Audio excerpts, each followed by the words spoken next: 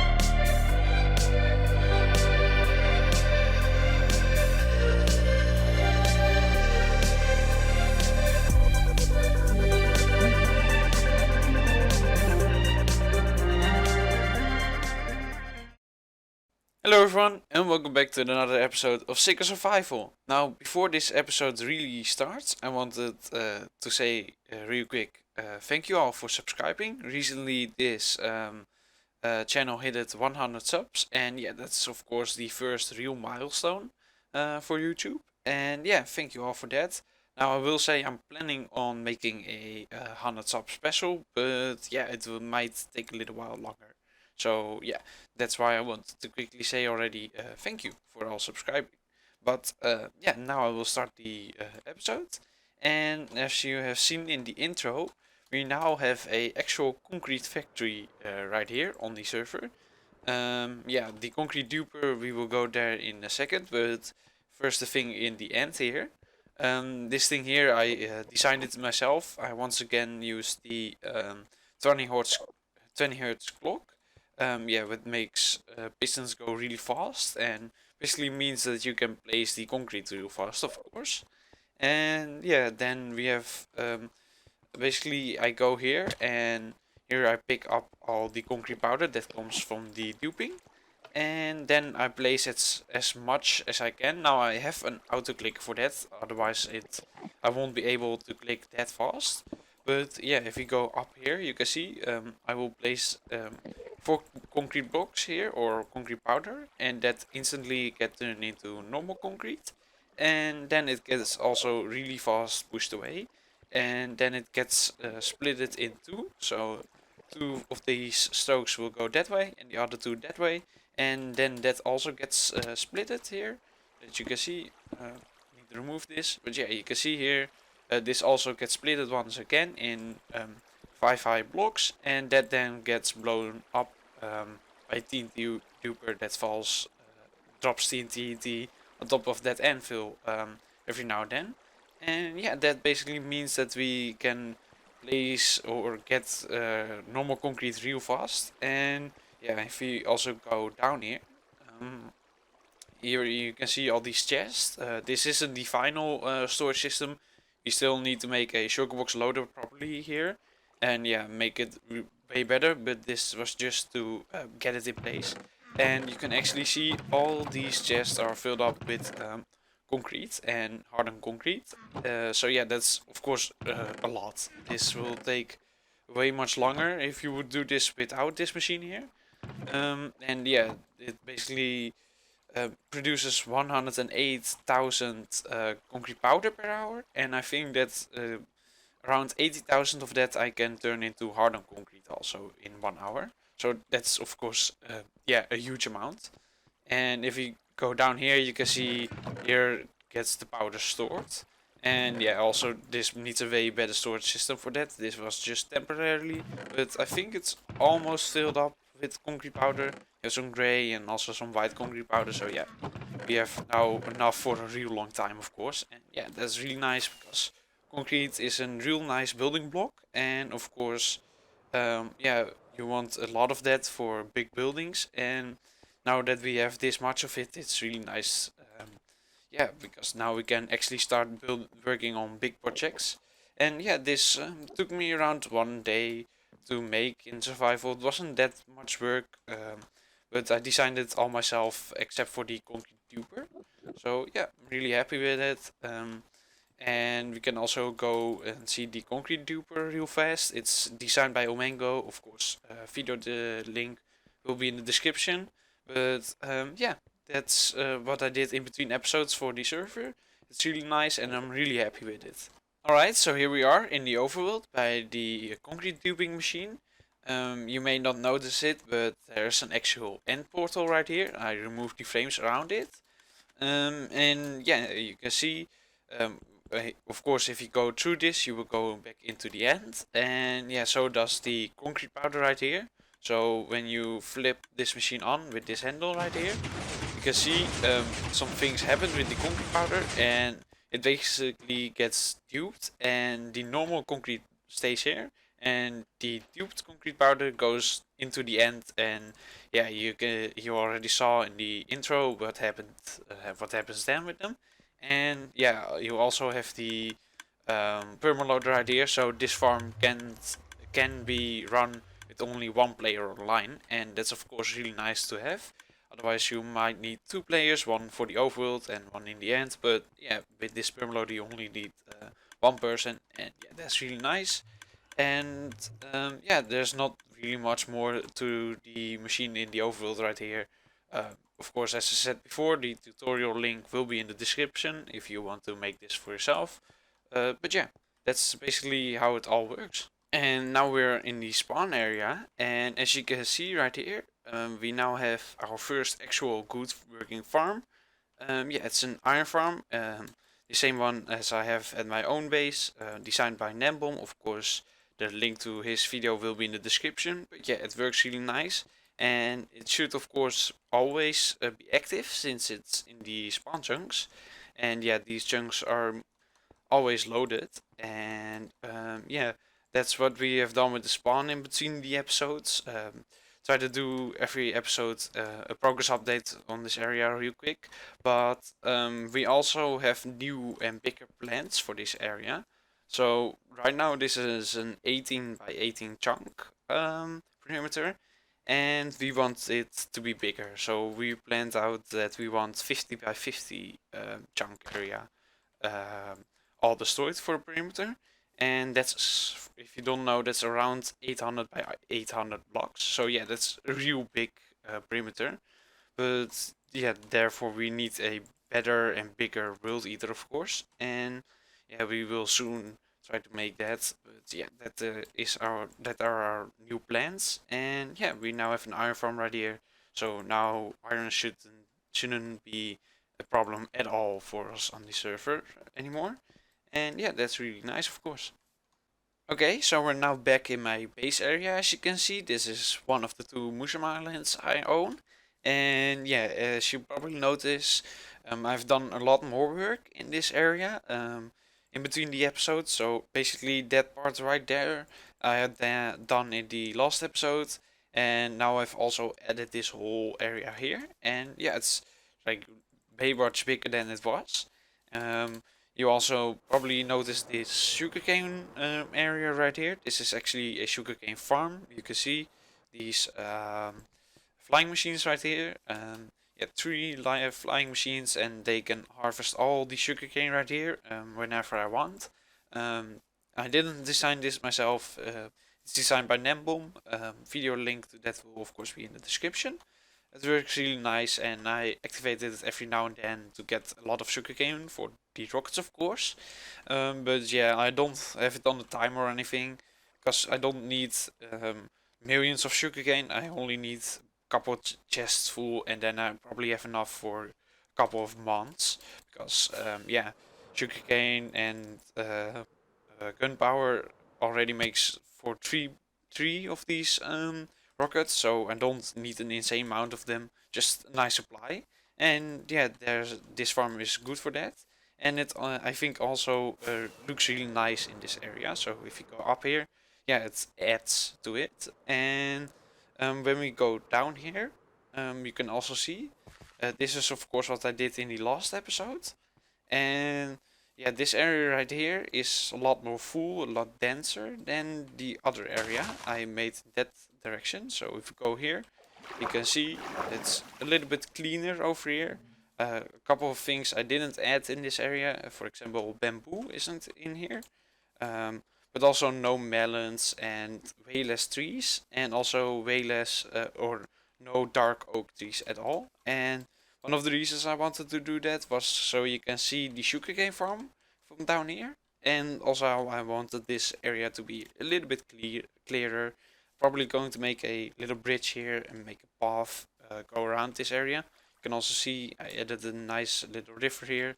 Yeah, I really like this area already, and yeah, it still needs to go a lot bigger in this direction right here. You can see I already cleared this all out and replaced it with grass.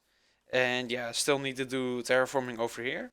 But yeah, that's all coming along real nice. I did a lot of work in this area. Still need to do a lot work in this area, but yeah, I really like it. And we can also yeah, I want to quickly tell you what my plans are for this area or this part of my base. I basically want to do what I did over here, over the whole actual island of yeah, this whole actual Busham Island. Except I don't want to remove this hill and also not this hill. So right here was a pretty much as big as a hill as that one over there, and I removed it fully, as you can see. Yeah, you can still see it's a little bit higher this area than down here, but yeah, it's not as big as that area, this area here. So I want to keep these two hills. Still want to make them fully green, but I want to keep them, and I basically want big houses probably up here and not as much trees and such. But yeah, really nice houses, maybe villas and such. And then down there, I want the same thing as I did over there. Probably some more farms over in this area. And yeah, that's basically my plans for now for this island above ground. I also have plans for the underground. As you might know, we can access the wood farm that's right there by going into this tunnel here. And yeah, over there's the wood farm behind the 4x4 piston door.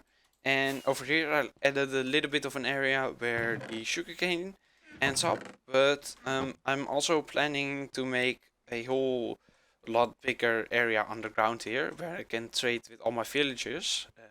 That's where this island is mostly for the villager trading.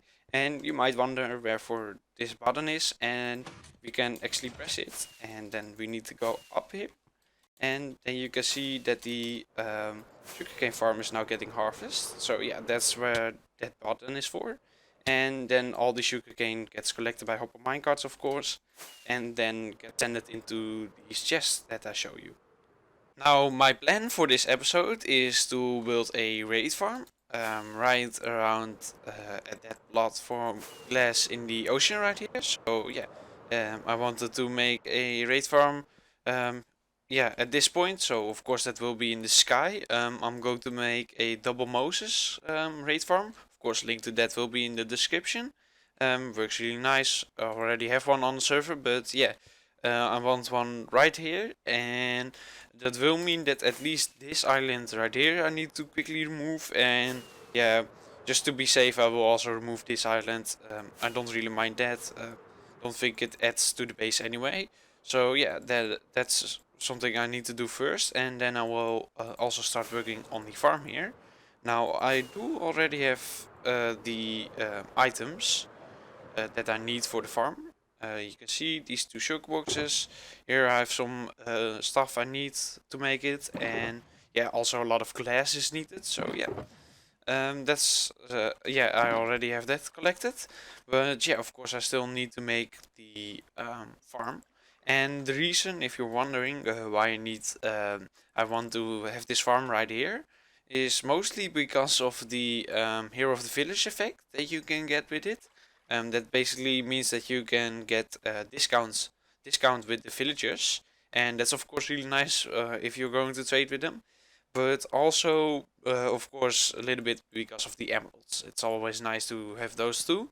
And yeah, that's mainly the two reasons I want a raid farm right here. And I think there's an outpost in that direction around 1,000 blocks. I already have a portal over there, so that way I can also get by Bad Omen real fast. And then yeah, get the Hero of the Village effect and a lot of emeralds. So yeah, that's really nice just to have that next to the base. And yeah, I'm decided to make another time lapse of that. So I hope you enjoy.